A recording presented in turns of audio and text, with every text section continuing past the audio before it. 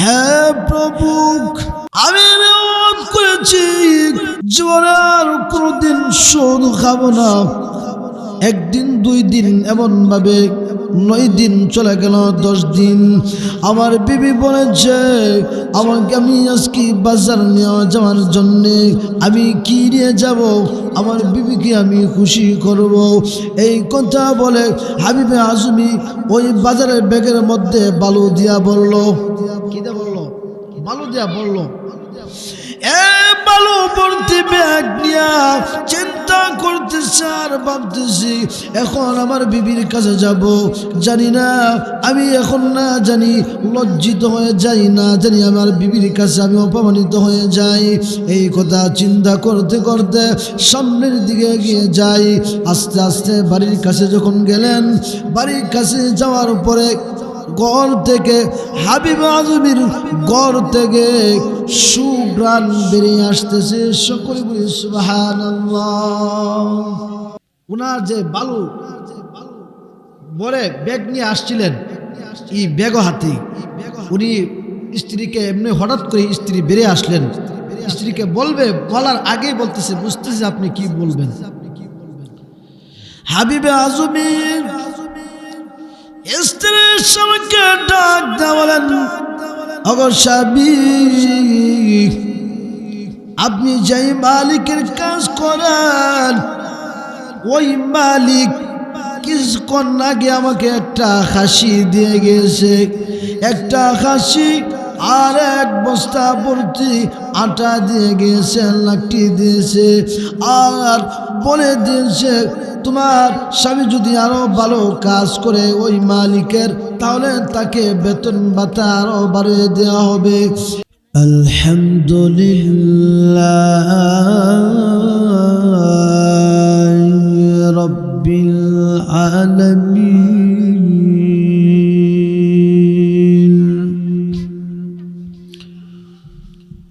ওয়াল আকিবাতু লিল মুত্তাকিন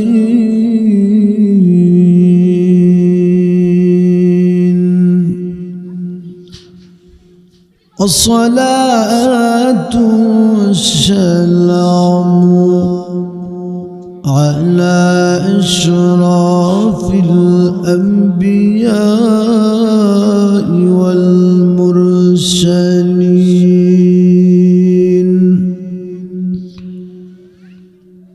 الذي أرسل إلى الناس كافة بشيرا ونذيرا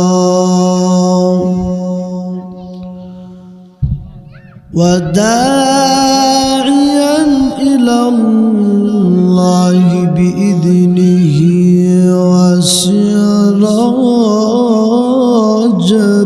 منيرا. أما بعد فقد قال الله تعالى في كلامه المجيد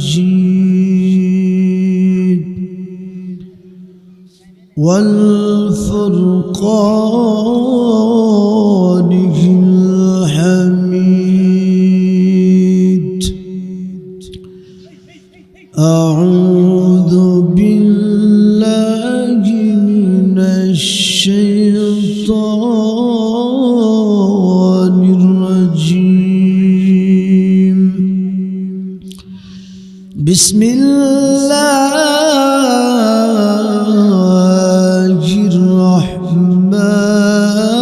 الرحمن الرحيم. سبحان الذي أسرى بعبده ليلا من المسجد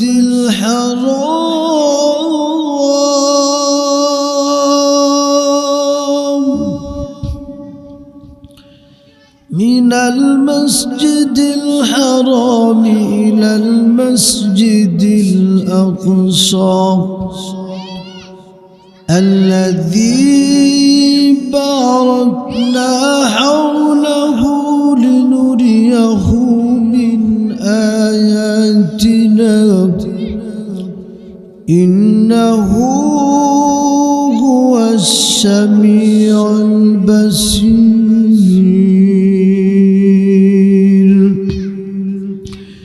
وآتينا موسى الكتاب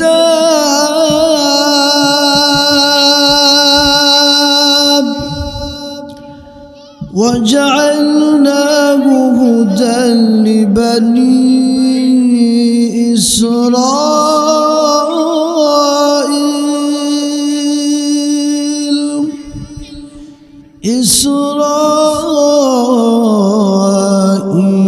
ألا تتخذوا من دوني وكيلا ذرية من حملنا مع نوح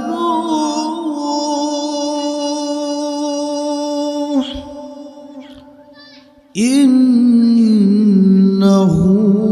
كان عبدا شكورا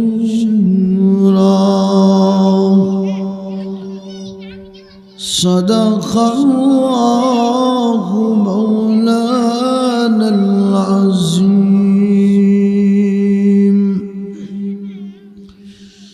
صلى الله على سيدنا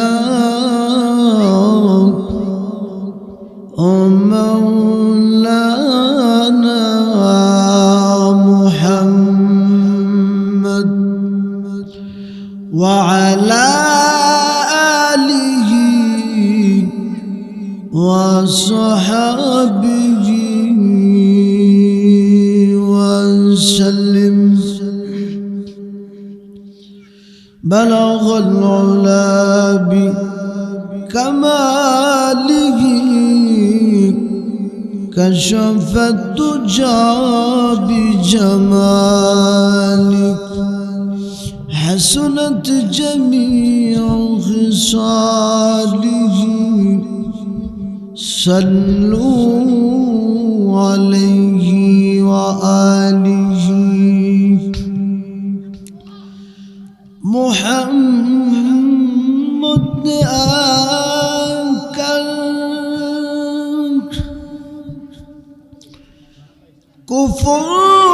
كفركم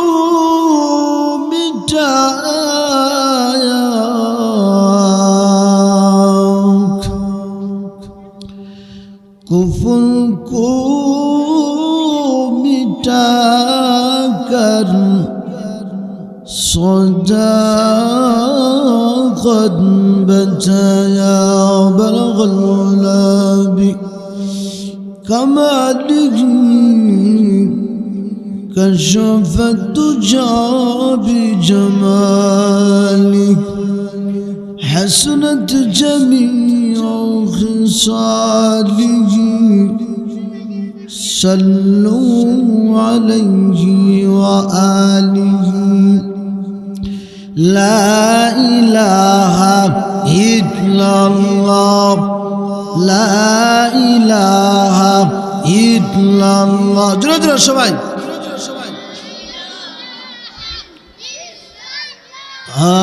ما شاء الله لا إله لا إله ভালো লাগে লা ইলাহা লা ইলাহা ইল্লাল্লাহ লা ইলাহা ইল্লাল্লাহ লা ইলাহা ইল্লাল্লাহ লা ইলাহা ইল্লাল্লাহ জোরে জোরে সবাই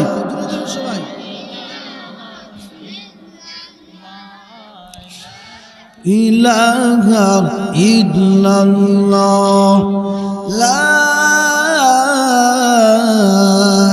ইলাহা ইল্লাল্লাহ মুহাম্মাদ রাসূলুল্লাহ সাল্লাল্লাহু আলাইহি ওয়াসাল্লাম অধ্যকার আয়োজিত ব্রাহ্মণবাড়িয়া অন্তর্গত বাদগড় পূর্বপাড়া বাইতুল মামুর জিহাদি জামে মসজিদ প্রবাসী ও যুবকবৃন্দের উদ্যোগে আজকের ইসলামী মহাসম্মেলনের সম্মানিত শ্রদ্ধাভাজন সভাপতি সহসভাপতি মুআজ্জাজ মুকাররম উলামায়ে কেরাম, আমার সম্মুখে উপবিষ্ট ইসলাম প্রিয় দিন প্রিয় তাওহীদি জনতা, মাইকের আওয়াজ যতটুকু যাচ্ছে পর্দার অন্তরালে অবস্থানরত শ্রদ্ধা মা ও বোনেরা, আমরা সর্বপ্রথম মহান রব্বুল আলামিনের দরবারে লাখো কোটি শুকরিয়া জ্ঞাপন করি, যিনি আমাদেরকে দুনিয়ার বিভিন্ন ফিতনা ফাসাদ থেকে বাছাই করে যাচাই করে এই কনকনে শীতে আল্লাহ তাআলা আজকের এই জান্নাতি বাগানে আসার এবং বসার মতো তৌফিকটুকু দান করেছেন। এজন্য মহান মালিকের দরবারে উচ্চ কণ্ঠে হৃদের গভীর থেকে সকলে বলি আলহামদুলিল্লাহ, আরো জোরে সরে বলি আলহামদুলিল্লাহ। সম্মানিত হাজিরিন, আমি আপনাদের সম্মুখে যে আয়াতে কারিমা তেলাওয়াত করেছি, এই আয়াতে কারিমায় আল্লাহ পাক রব্বুল আলামিন আখির নবী সাইয়্যিদুল মুরসালিন খাতামুন নবিয়্যিন শাফিউল মুজনুবিন আহমদ মুহাম্মদ মুস্তাফা সাল্লাল্লাহু আলাইহি ওয়াসাল্লামকে দুনিয়ার থেকে আল্লাহ তাআলার সাথে সরাসরি সাক্ষাৎ করানোর জন্য ভ্রমণ করেছেন। তো বিশাল লম্বা আলোচনা আমি সংক্ষিপ্তভাবে আল্লাহ রাসূল সাল্লাল্লাহু আলাইহি ওয়াসাল্লাম আল্লাহ তাআলার সাথে সাক্ষাৎ করতে গিয়ে জান্নাত জাহান্নামের যে কিছু দৃশ্য দেখলেন, এই দৃশ্যগুলি আপনাদের সম্মুখে আলোচনা করব। মা তাওফীক ইল্লা বিল্লাহ। সম্মানিত হাজিরিন, আল্লাহ রাসূল সাল্লাল্লাহু আলাইহি ওয়াসাল্লামকে আল্লাহ তাআলা ভ্রমণ করাইছেন। নবীজি সাল্লাল্লাহু আলাইহি ওয়াসাল্লাম যখন মেরাজে গিয়ে যাবেন, আল্লাহ তাআলা তার প্রিয় হাবিবকে আল্লাহ তাআলার সাথে সরাসরি সাক্ষাৎ করাইছেন। মসজিদ হারাম থেকে মসজিদুল আকসা পর্যন্ত প্রথমে নিলেন। নেওয়ার পরে আল্লাহ তাআলা এর ভিতরে জান্নাত জাহান্নামের কিছু দৃশ্য দেখাইলেন। আল্লাহ পাক রব্বুল আলামিন আল্লাহ রাসূল সাল্লাল্লাহু আলাইহি ওয়াসাল্লামকে যখন নিয়ে যাবেন, যখনই আল্লাহ রাসূল যাচ্ছেন তখন কিছু কিছু লোকদের অবস্থা দেখাইছেন। এর মধ্যে আল্লাহ পাক রব্বুল আলামিন আল্লাহ রাসূলকে যখন নিয়ে যাবেন, ওই সময় প্রথম নম্বরে দেখাইলেন পরিনিন্দাকারী গীবতকারী কিছু লোকদেরকে আল্লাহ নবী সাল্লাল্লাহু আলাইহি ওয়াসাল্লাম দেখলেন।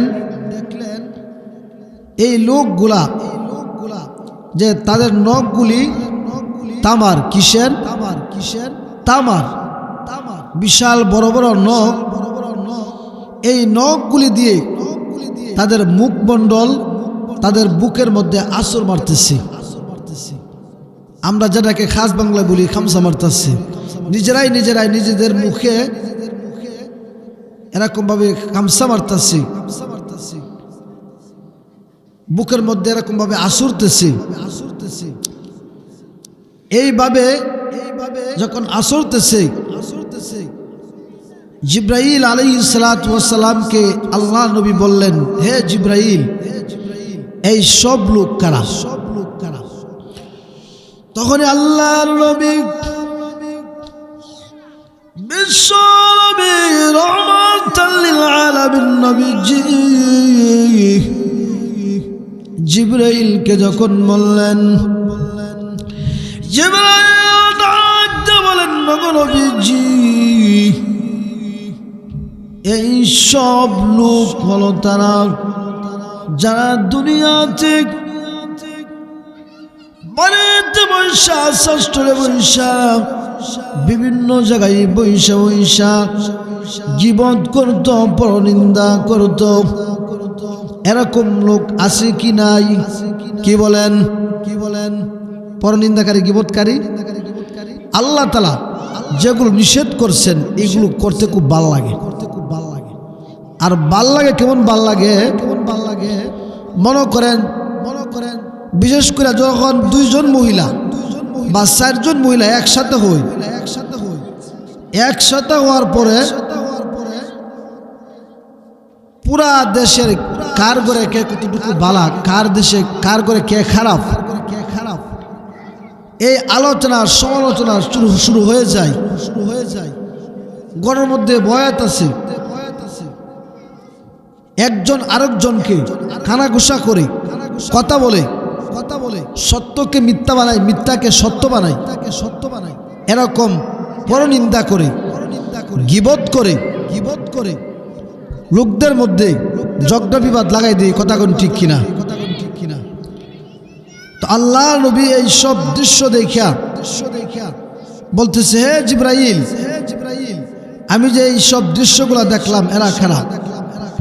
তখন জিব্রাইল আলাইহিস সালাতু ওয়াস সালাম বললেন, নবীজি এই সব লোক হলো তারা যারা দুনিয়ার মধ্যে গীবত করত।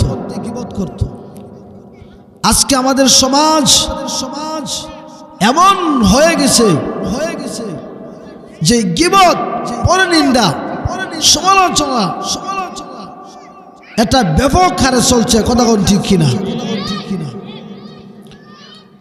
কারণ আল্লাহ তাআলা কোরআনে বলেছেন,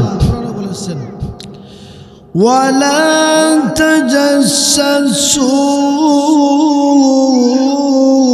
ولا يغتب بعضكم بعضا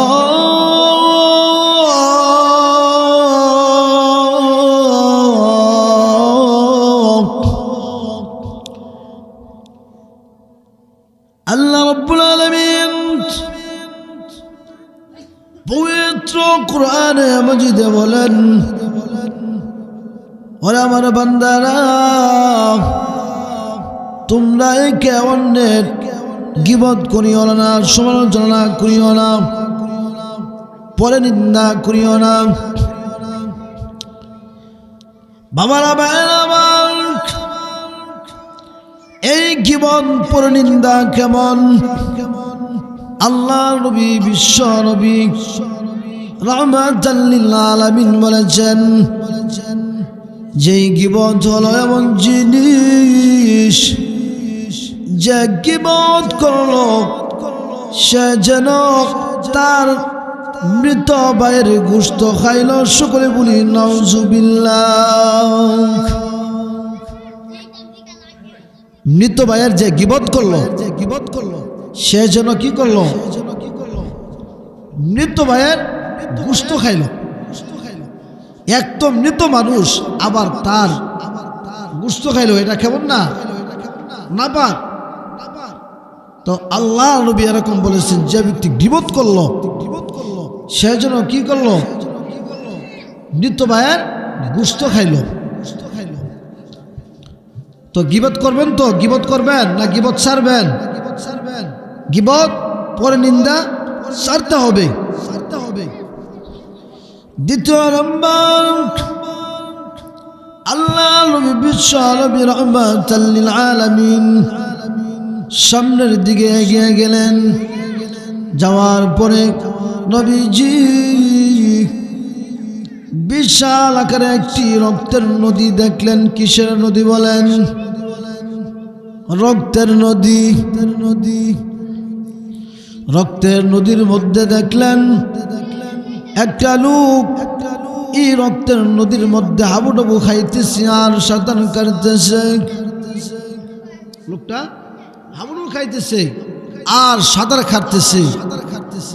লোকটা এই রক্তের নদী এরকম ভাবে হাবুডুবু খাইতেছে, কাছে আসার চেষ্টা করতেছে, কিন্তু এই রক্তের নদীর পাড়ের মধ্যে অন্য কিছু লোক দাঁড়িয়ে আছে কিছু পাথর নিয়ে। যখনই কাছে আসে তখনই তার মাথার মধ্যে আঘাত করে এই পাথর দেয়া ডিল মারে, তার মাথাটা চূর্ণ বিচূর্ণ হয়ে যায়।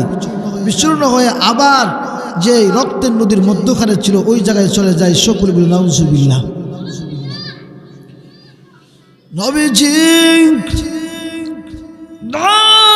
বলেন, রে জিবরাইল, এরকম যে দৃশ্য দেখেছি এটা হওয়ার কারণ কি আমাকে বলো। জিবরাইল আলাইহিস সালাম বললেন, ওগো নবীজি,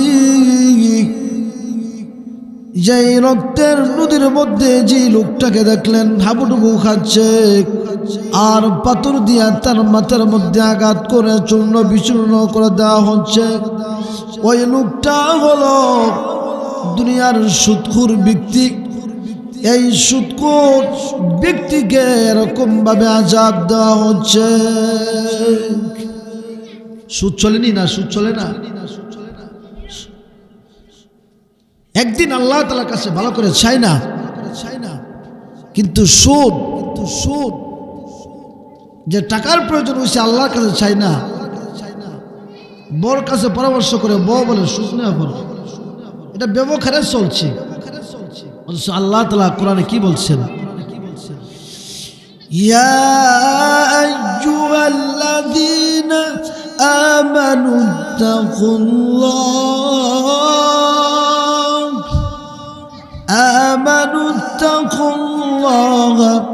ওয়া যারু মা বাকিয়া মিনার রিবা।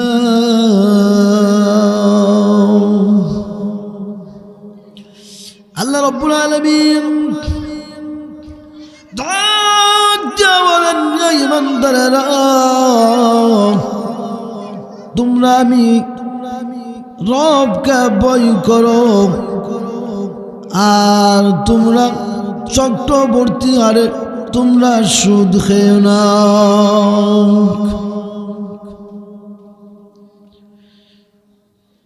এই সুদের ঘটনা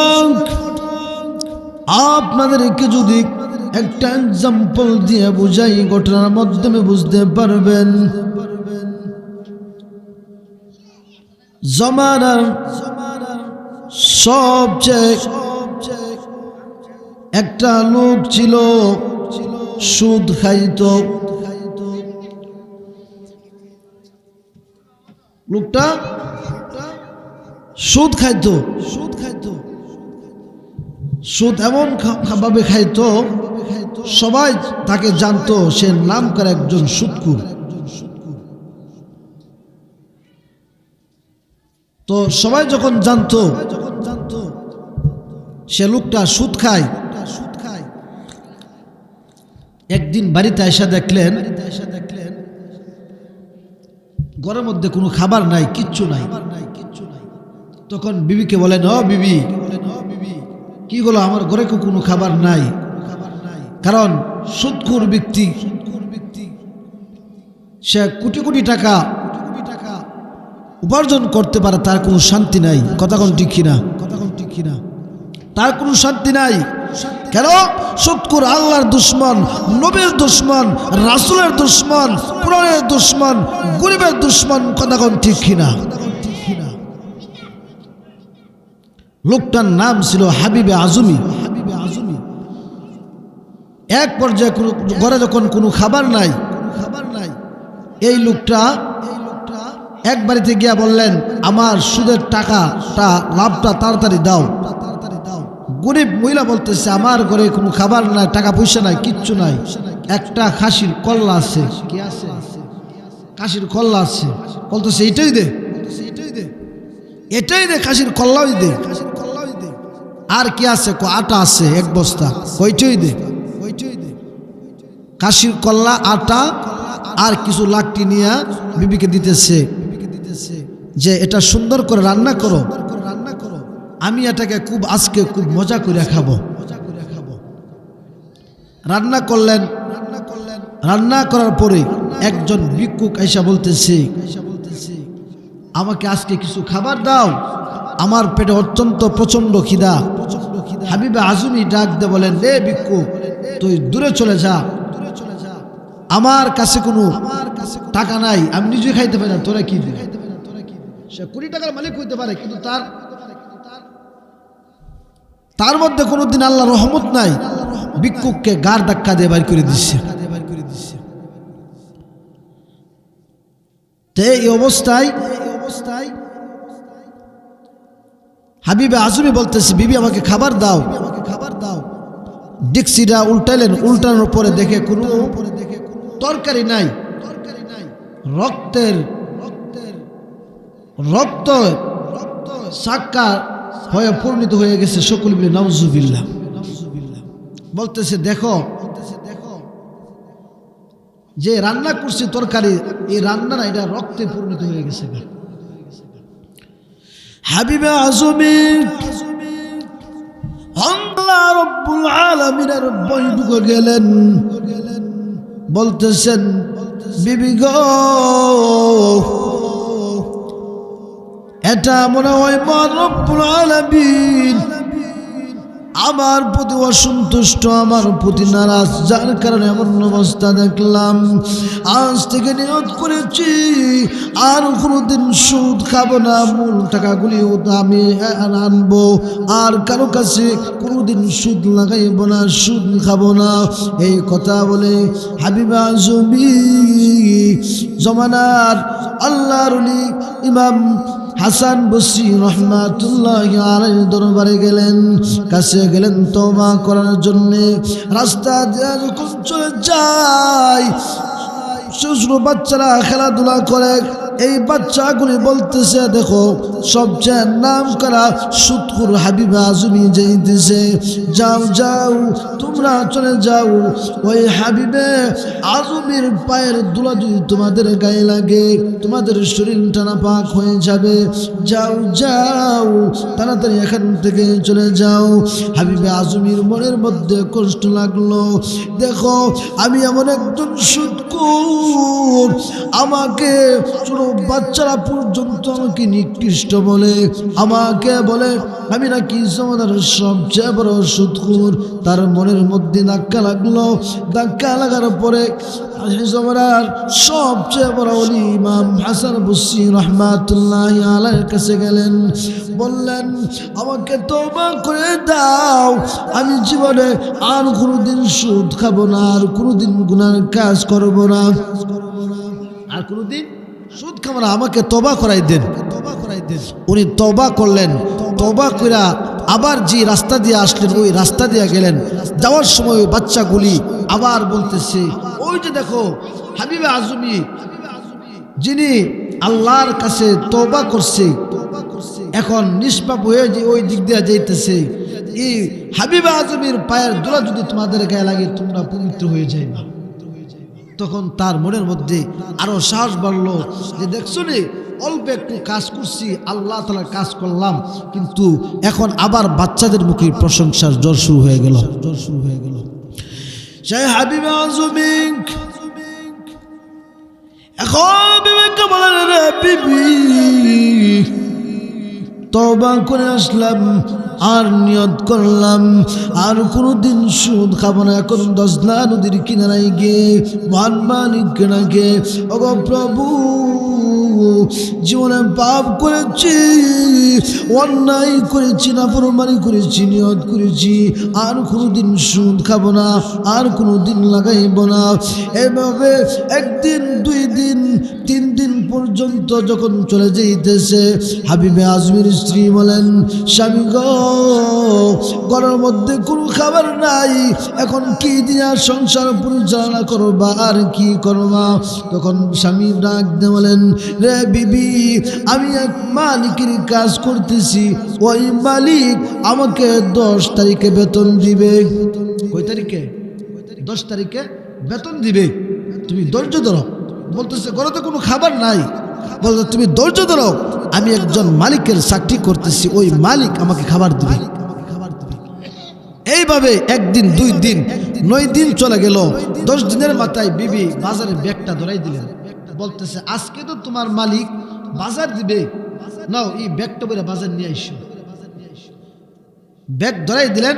উনি 10 নদীর কিনারায় এখানে আল্লাহ তাআলার কাছে আবার কান্না করতেছে, হে প্রভু,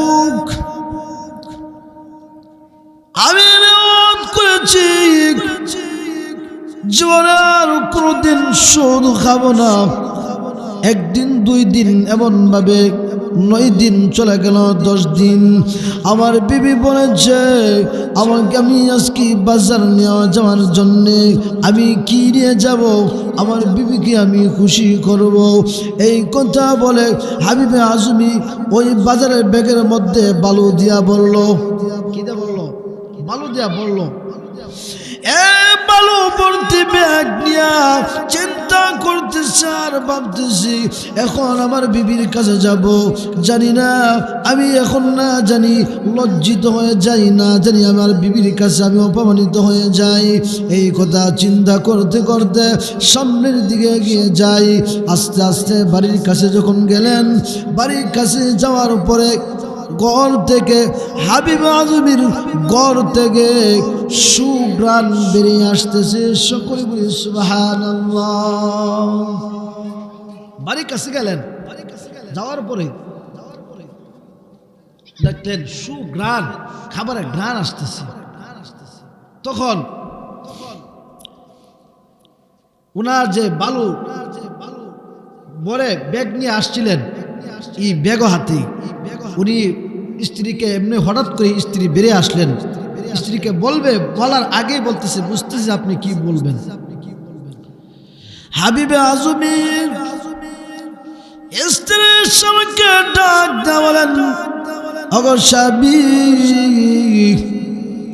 আপনি যেই মালিকের কাজ করেন, ওই মালিক কিছুক্ষণ আগে আমাকে একটা খাসি দিয়ে গেছে, একটা খাসি আর 1 বস্তা ভর্তি আটা দিয়ে গেছে, লাকড়ি দিয়েছে, আর বলে দিয়েছে তোমার স্বামী যদি আরো ভালো কাজ করে ওই মালিকের, তাহলে তাকে বেতন ভাতা আরো বাড়িয়ে দেওয়া হবে। এই কথা স্ত্রীর মুখে যখন শুনলেন, হাবিবে আজমি বলতেছে, এই 10 দিন পর্যন্ত যে গোপন কথা আমার মধ্যে রেখেছিলাম, আজকে তোমার কাছে এই কথাটা প্রকাশ করতে চাই। বিবি, আমার মালিক সাধারণ কোনো মালিক নয়, সাধারণ কোনো মালিক নয়, দুনিয়ার কোনো মালিক নয়। আমি এমন এক মালিকের কাজ করি, এমন এক মালিকের গোলামি করি যে মালিক দুনিয়ার কোনো মালিক নয়। ওই মালিক হলো দুনিয়ার বাদশাদের বাদশাহ, দুনিয়ার সবচেয়ে যিনি বড় বাদশাহ, মহান আকামুল হাকিমিন। ওই আকামুল হাকিমিন, ওই মালিক মহান রব্বুল আলামিন আমার দোয়া কবুল মঞ্জুর করে ফেরেশতাদের মাধ্যমে আমার ঘরের মধ্যে খাবার পৌঁছে দিয়েছে। তাহলে সুদ উনি ছেড়ে দিছে, মহান মালিকের কাজ করছে, মহান মালিককে ডাকছে, আল্লাহ কুদরতিভাবে খাবারের ব্যবস্থা করে দিচ্ছে। আমি বলতেছিলাম, নবীজি যখন দেখতেছে এই রক্তের নদীর মধ্যে হাবুডুবু খাইতেছে, বলছিল এই লোকটাকে যে দুনিয়াতে সুদ খাইছিল এই ব্যক্তি হলেন। তৃতীয় নম্বরে নবীজি যখন আরো সামনের দিকে যাইতেছে, সামনের দিকে যখন গেলেন, যাওয়ার পরে আরো কিছু মহিলাকে দেখতে পাইলেন। যেই মহিলাগুলি তাদের মাথা থেকে শিরুনির মতো, যারাকে আশ্রা বলা হয়, ওই আশ্রা দিয়ে তার মাথার চুলগুলি একবার উপরের দিকে ফেলতেছে, আবার নাক থেকে টানতেছে, তার শরীরগুলো চূর্ণ বিচূর্ণ করতেছে। এরকম ভাবে তার শরীরের আশ্রয় দিতেছে, আর তার শরীরের চামড়াগুলো, গোশতগুলোকে উপরে উপরে ফেলতেছে। সকলে বলে নাউজুবিল্লাহ। নবীজি ডাক দেওয়ালেন, জিবরাইল, এই সব মহিলাদেরকে দেখলাম, এরা হলো কারা? এদেরকে কেন এরকম ভাবে শাস্তি দেওয়া হচ্ছে? এদেরকে কেন এমন ভাবে আযাব দেওয়া হচ্ছে? তখন বলেন, নবীজি, যে সব লোকেরা দুনিয়াতে প্রাণীকে কষ্ট দিত, প্রাণীকে যারা কষ্ট দিত, খাবার দিত না, তাদেরকে এরকম কষ্ট দেওয়া হচ্ছে। প্রাণীকে কষ্ট দেন না, অনেক কষ্ট দেয়। রাস্তা দিয়ে গাড়ি চলতেছে, বড় বড় ট্রাকগুলা যাইতেছে, কুকুর সামনে তাদের সময় নাই, এটাকে চাপা দিয়ে মাইরা ফেলে। কুকুর, ছাগল, বিড়াল যাইতেছে, এটাকে আসর দিয়ে মাইরা লইতেছে। তো ওই সব লোকদের ব্যাপারে কি করছে? আসর দিতেছে।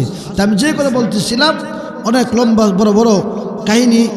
তো এইগুলা থেকে বেঁচে থাকার জন্য কবরের বই, জাহান্নামের বই ভিতরে থাকতে হবে। আর কবরের বই, জাহান্নামের বই যদি থাকে, তাহলে কি করব? আল্লাহ রাব্বুল আলামিন আমাদের এই সব থেকে বিরত রাখবে, নিজেরা বিরত থাকবে।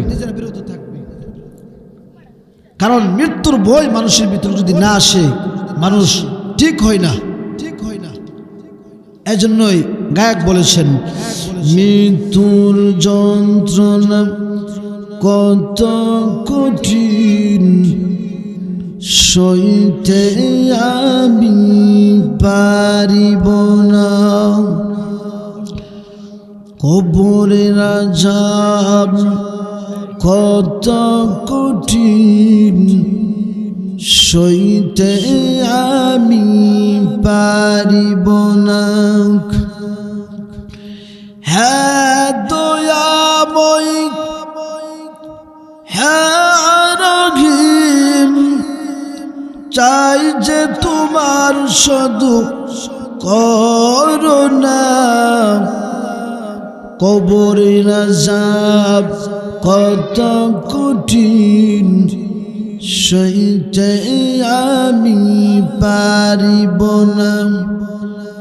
মৃত্যুর যন্ত্রণা কত কঠিন, সইতে আমি পারিব না। মসজিদের পালকি কানা আসবে সবার কাছে, সবার জানা। কথা কোন ঠিক কিনা? মসজিদের পালকি বাড়ি যাইব না? যাইত না? আপনার বাড়ির কাছে যাইব না? একদিন সবার বাড়ির কাছে যাবে, মসজিদের পালকি সবার বাড়ির কাছে যাবে। মসজিদের পালকি খানা আসবে সবার কাছে, সবার জানা।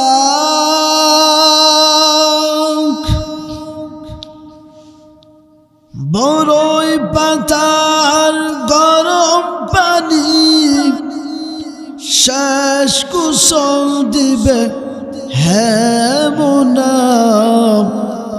গোসল শেষে সাদা কাফনে চির বিদায় দিবে হে মোনা। মৃত্যুর যন্ত্রণা কত কঠিন, সইতে আমি পারিব না। কবরের আযাব কত কঠিন, সইতে আমি পারিব না। আল্লাহ পাক রব্বুল আলামিন আমাদের সকলকে আজকে যে আলোচনা করলাম, আমাদের সকলকে জেনে শুনে বুঝে আমল করার মতো তৌফিক দান করুক। সকল বলে আমিন। এখানে আমার বড় ভাই কে বসে আমি আর